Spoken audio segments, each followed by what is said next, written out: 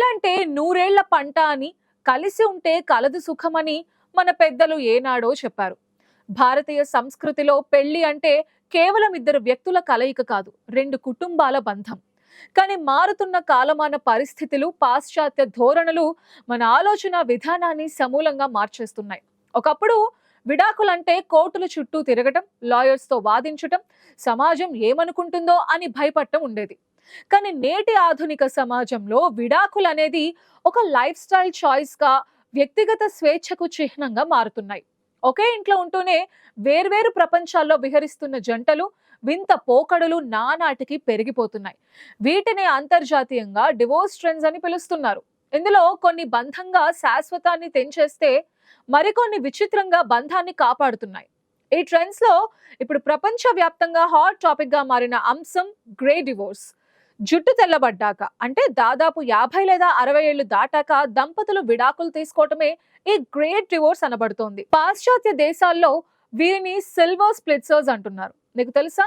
అమెరికాలో 1990 నుంచి ఇప్పటి వరకు చూస్తే 50 ఏళ్లు పైబడిన వారిలో విడాకుల రేటు రెట్టింపైందని గణాంకాలు చెప్తున్నాయి.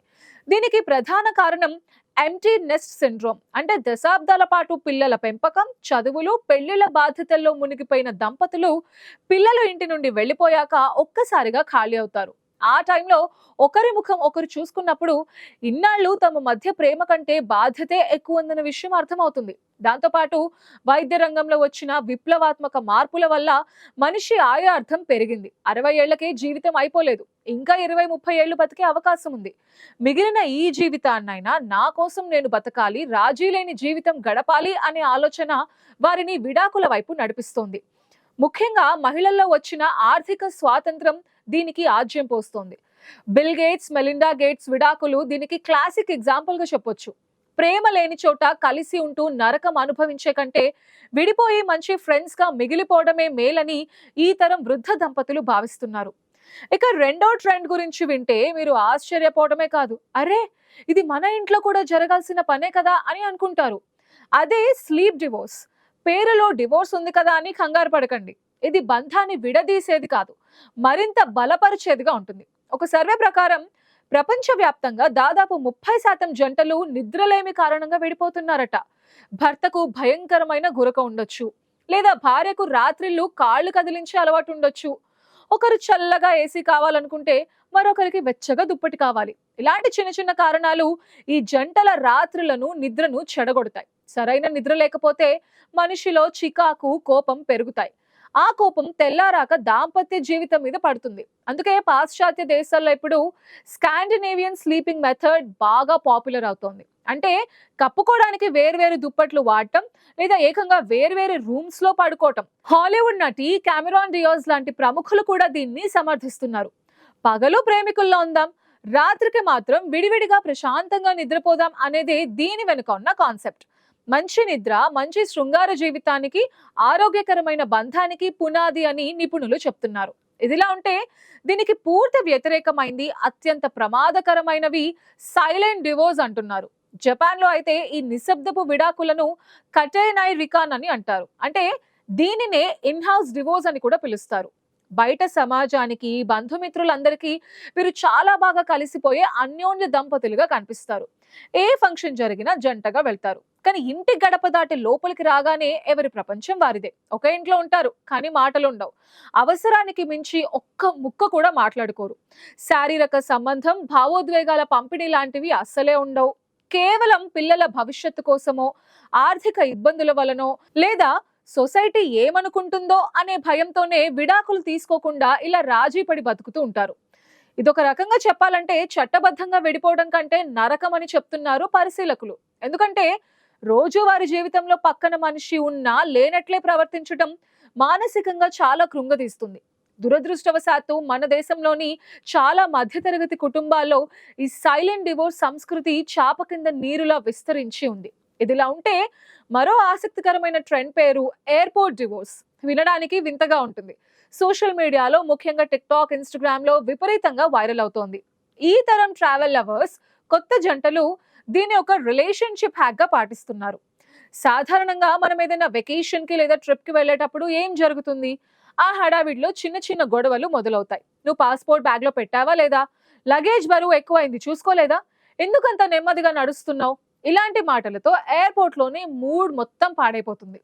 ఒక సర్వే ప్రకారం దాదాపు 40% జంటలు తమ వెకేషన్ మొదటి రోజునే గొడవ పడుతున్నారట.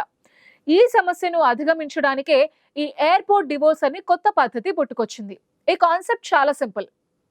భార్యాభర్తలు కలిసి ఎయిర్పోర్ట్ కి వెళ్తారు. సెక్యూరిటీ చెక్ ఇన్ పూర్తి కాగానే ఒకరికొకరు బాయ్ బాయ్ చెప్పేసుకుని విడిపోతారు. అవును, ఫ్లైట్ ఎక్కేదాకా అంటే ఆ బోర్డింగ్ టైం వరకు ఎవ్వరికి నచ్చినట్టు వాళ్ళు ఉంటారు.